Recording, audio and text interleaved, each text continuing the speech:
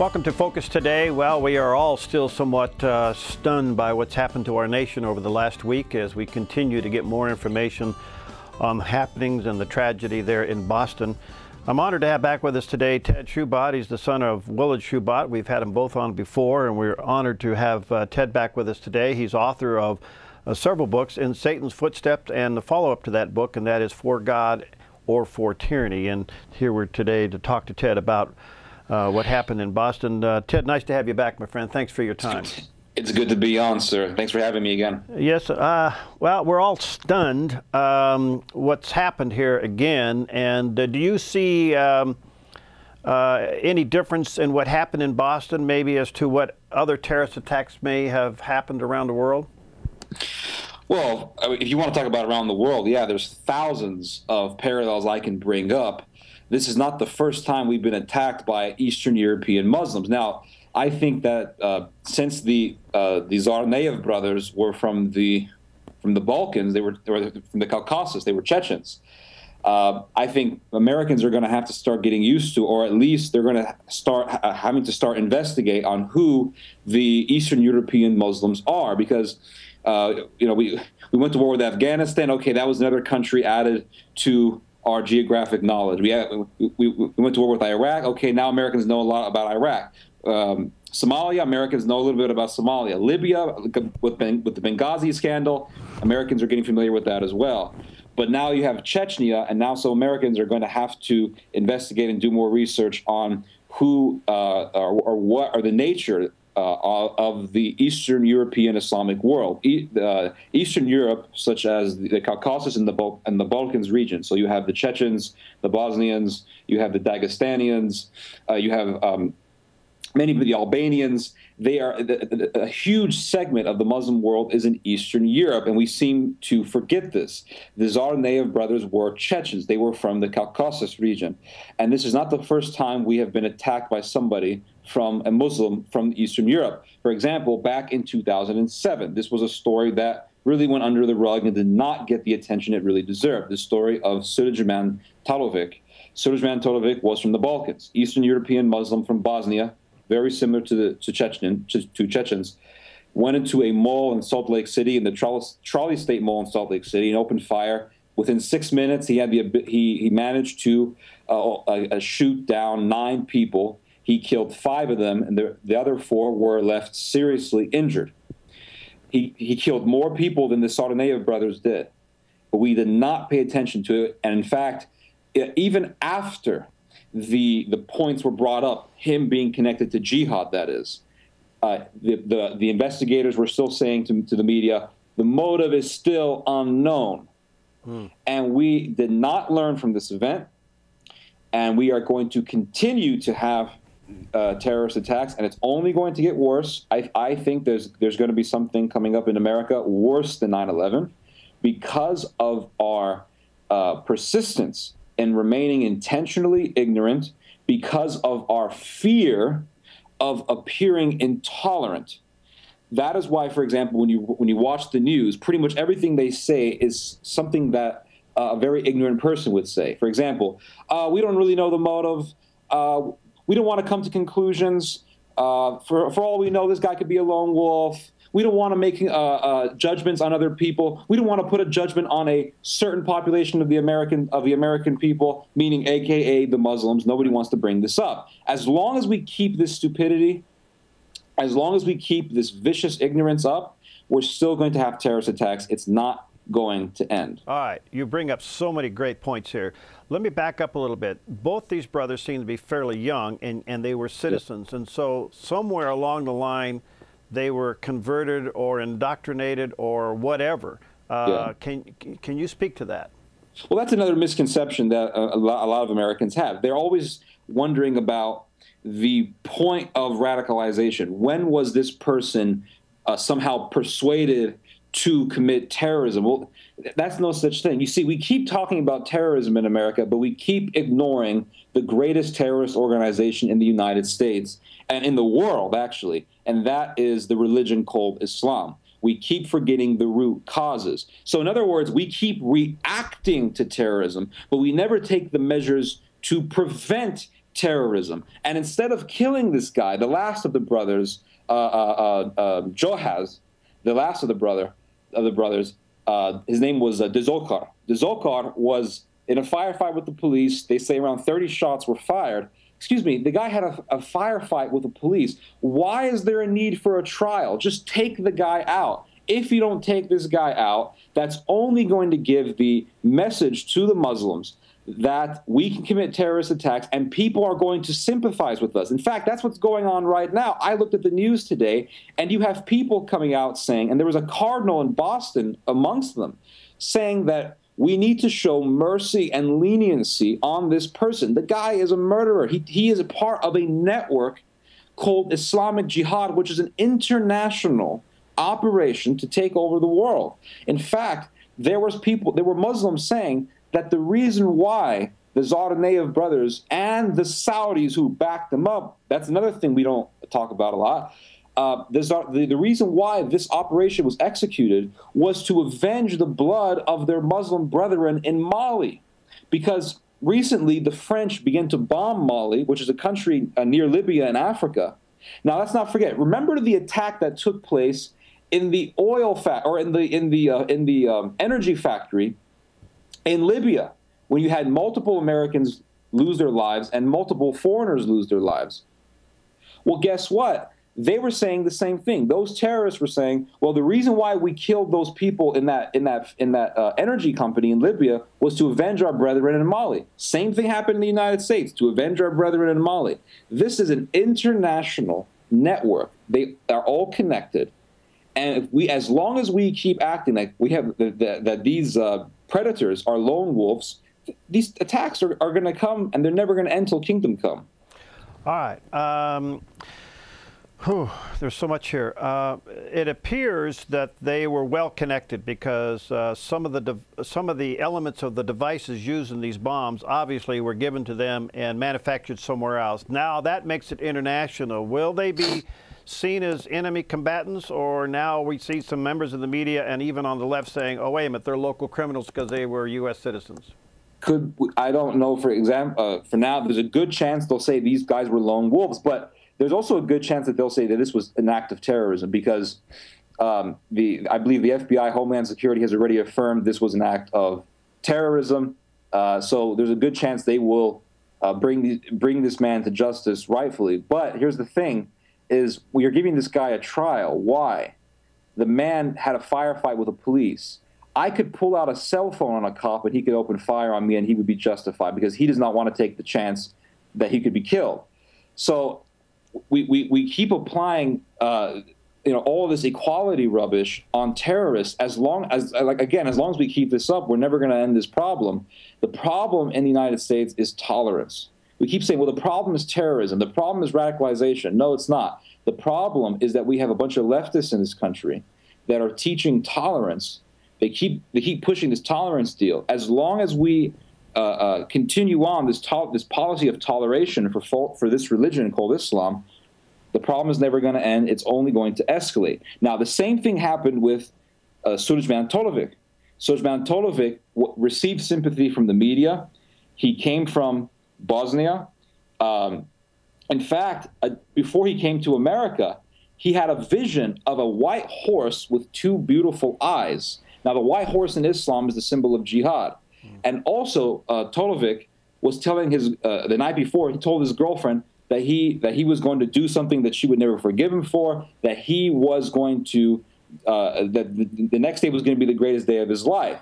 Nobody took caution, or nobody was prudent enough to report this behavior, and we had this terrorist attack. And again, we did not learn from that event. The Tsarnaev brothers are from the Eastern European strand of Islam, which is probably, I would say, the most brutal form of Islamic jihad in the world. Now, if anybody doesn't believe me, I wrote an article about this a number of days ago, which they can get in Shoebat.com. Mm-hmm. And on this article, I posted a video that was filmed in the 1990s in Eastern Europe, in the nation of Dagestan. In the nation of Dagestan, a number of Eastern European Muslims, Chechens, Albanians, those type of jihadists, took a village in Dagestan, and there was a bunch of soldiers that they kidnapped. Now, the way they murdered these soldiers made it by far the most horrific thing I've ever seen in my life. And everybody who I know who has seen this video comes to the same conclusion. The problem is Islam. We do not see the diabolical and sinister nature of this cult. And I urge all the listeners to go and watch this video. It's on Shoebat.com. The name of the article is called, it's written by me, the Tsarnaev brothers and Eastern European Jihad. They can watch this video and they'll see how horrific it is. They cut these men very slowly each until they die. That's the way these people kill, and that's the savagery the Tsarnaev brothers come from. All right, Shoebat, SHOEBAT.com. Ted, it's an amazing to me that their father said they were set up by a conspiracy. Their aunt said they were set up by a conspiracy. The mother says they're set up by a conspiracy. But the uncle says, no, these are a bunch of bad guys. I want you to comment on that when we get back. And Ted Shoebat's with us. We'll be right back. Okay, we're back with our special guest, Ted Shoebat. And check out Shoebat.com. That's his website. That's SHOEBAT.com. And quite a few articles, the video that he earlier talked about, and his latest article, The Boston Bombers, Why Americans Are Clueless. And you may want to check out his website and support his work. Ted, as we were going into the break, I told you that it appears that his father and his mother and his aunt were all saying that these boys were set up and it was a conspiracy, but the uncle said, hey, wait a minute, these guys are ruining our family and they just did bad things, they're bad guys. Your comment on all that? That's a very good question. In the East, your family is seen more of in a collectivist mentality, as opposed to the United States. We see things more in an individualistic manner. In the East, what your family does, usually you do the same thing. So sympathy for your family, even if they are terrorists, still applies. And the same thing happened, in fact, with Sulejman Tolovic. After he was killed, his family had a huge funeral for him, and they considered him, well, he was innocent, he didn't really know what he was doing, he really wasn't a bad guy, and they expressed the sympathy. In fact, his father did the same thing. Well, very similar situation is happening now. Again, Eastern families are all very similar. In the case with the Tsarnaevs, you have a father, like you said, a mother, and an aunt saying, well, he was a great guy. That's typical.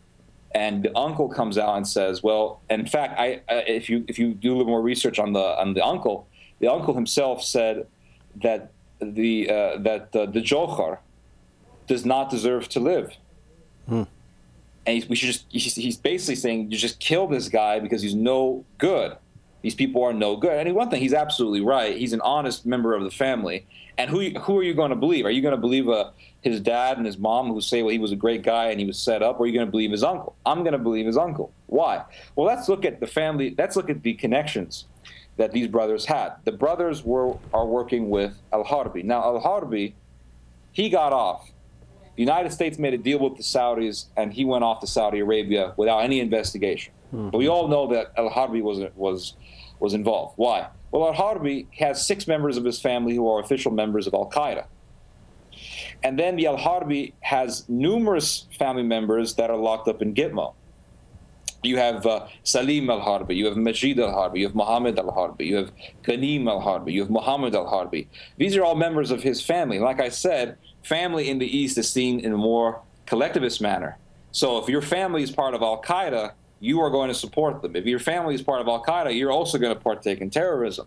Simple as that. So, and also the fact that this guy had a shootout with the police. So, of course, the uncle is, in my opinion, absolutely correct. These people do not deserve to live. They should instantly, in my opinion, receive the death penalty. Now, we keep hearing this rubbish talk about innocence and leniency, and that in Christianity we are taught to love. Well, all these Christians who talk this stuff, it seems as though they don't read the Old Testament anymore. If you read in the book of Numbers, chapter 35, Moses says quite clearly, take no satisfaction in the life of a murderer, but put him to death. So we keep forgetting these verses, and yet we want to apply the verses of Jesus talking about love to these people. Well, how is that love when you let a murderer go? Letting a murderer go, as Maimonides tells us, is tyranny to the victims. And that's all we're doing when we express ourselves this way. We are showing, for one thing, utter contempt for human life, even though we don't know it. Mm-hmm. And we are implementing a form of tyranny on the victims of the murder. All right, let's step back, if we can, just for a moment, get above the maze, look at the big picture. Evil has been unleashed on the world, and we're not calling it evil. Absolutely. We're just That's not exactly calling what this is. Yeah.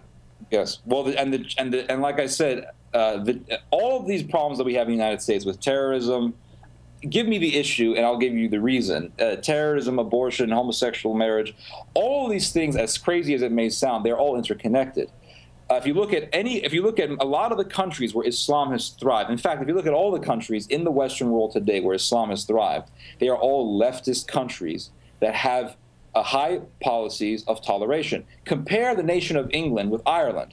England has a huge Muslim problem. Ireland does not. Why? Because Ireland is still religious. Ireland is still Catholic. Ireland does not have a policy of toleration that the British have. Now, also look at the island of Malta. The Maltese people are still stuck with their religion. And we say, well, that's bad. They're just a bunch of legalistic jerks. No, they're not. When you had a large amount of Muslims came to Malta at one point in time, and they wanted to do a prayer procession, in which they would pray in public. Well, in the United States, we would allow that. Well, it's just prayers, just prayers. The Maltese people said no. They immediately objected to it, and they forced the procession to not take place. That is why Malta does not have a Muslim problem. Now, all of this goes back to one thing, and that is the church. The church in the United States has become utterly weak, and the way they are viewing the American church, the way it is viewing the problem with evil is utterly deplorable. You will not find any one of these mainstream pastors today talk about Islam. They will not talk about the dangers of Islam. They will not talk about how Islam wants to annihilate Christendom. Now, look at the words of the historian Hilaire Belloc. Hilaire Belloc ingeniously once wrote that there are two questions that every society must confront. What our culture is founded on, and the second question is, who wants to destroy it? Our culture is founded on Christianity. All civilization today, all civilization period, has been founded on Christian principles. Now, what today wants to destroy it? Islamic fundamentalism and leftism. And it is these two ideologies that the church is terrified to confront in the United States. And here's another interesting point that I want to bring up. The American Christians have the most freedom than any other Christian on the face of the earth. They are the most free in the world. Yet, they are the most terrified to confront evil. Now, if you look at the Christians in Egypt, look at the Christians in the Eastern world, where persecution is rampant, where intolerance toward Christianity is implemented by governments. Christians are the most fearless. Luxury has taken away our souls, and the Christian church has become today much of an industry, which only cares about one thing, and that is getting lots and lots of members in. And if that means ignoring the devil, then so be it.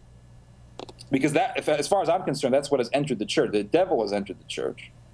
And they are saying, well, don't focus on the devil. Well, if a robber wants to rob your house, does the robber want you to know that he is there, or does the robber want you to not know that he is there? The robber wants you to be asleep. The devil wants us to be asleep. Well, we seem to have lost, I don't know, we could go down this road and it's endless, but we have lost the meaning of evil. I mean, we are combating evil. There's a spirit out there that wants to kill Christians, absolutely, Jews, and Americans, and we just don't seem to process that in our head. Absolutely, and we always take, and they're a big problem with the church, and this adds to what you just said about not confronting evil. We love to trivialize priorities and prioritize the trivial. What do I mean by that? For example, if I say, well, listen, the Trinity is a very important doctrine, and I have heard pastors tell this to me in front of my face. I've heard pastors say this on television.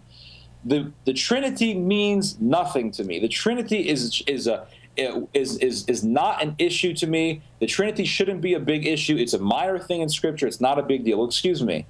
The Arian heresy that took over Christendom in the 3rd century, The Arian heresy, which denied the Father and the Son and the Holy Spirit. The Arian heresy, which denied the Trinity. That was the main focus point of the Arian heresy.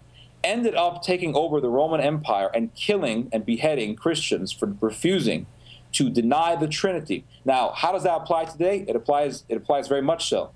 Islam, Muhammad, learned from the heretic Arius on the Trinity. Muhammad took that heresy, made his own heresy, and he became a Unitarian. Islam is a Christian heresy. It's no different than Mormonism or the Jehovah's Witness religion. And Muhammad came out and said, well, the Trinity is a fallacy and we should not believe it. The major focal point of Islam is to make the entire world into a Unitarian society. And so Muhammad comes out and says, whoever believes in the Trinity should be killed. That is why when Islam took over, they tolerated heretics who denied the Trinity.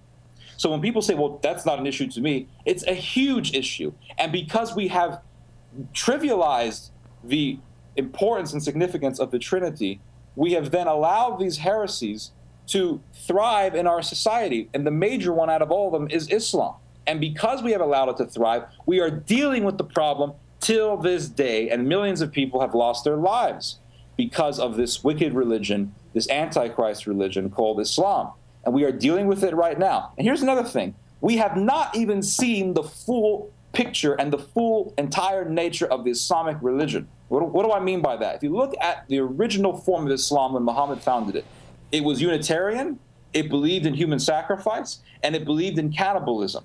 If you look at all the early Muslims, cannibalism was allowed. Even going into the 16th century, human sacrifice was practiced in the Middle East. And I can give some historical details on that, but for the sake of brevity, I won't. And we are seeing the revival of Islam coming to its entirety. In Egypt right now, they are talking about allowing human sacrifice on Muslims who so-called apostatize from the faith. We are seeing cannibalism being taught in high school in Egypt right now. This is as a result of the Obama-backed Muslim Brotherhood government that has taken over in Egypt. The curriculum recently in Egypt has put a new addition to high school students, and this is a fact, that it is okay to cannibalize an enemy of Islam, or it is okay to kill and cannibalize a Muslim who does not pray 5 times a day. That is what they're teaching in Egypt right now. And they are also supporting, like I said, human sacrifice. And this, the full form of Islam, is here amongst us right now in the United States. And pretty soon we're going to see it, and we're not going to know what to do. Because right now we don't know what to do. Wow. All right.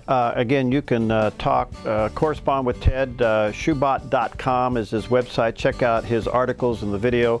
Ted, thank you for your passion. I really appreciate it, and hope to have you and your dad back often. And thank you for the time that you give to us here at theDove, because I think you're educating us, and we got to wake up. Bottom line, we got to wake up. Thanks, my friend. Blessings on you. God okay? bless. God bless you. God bless you.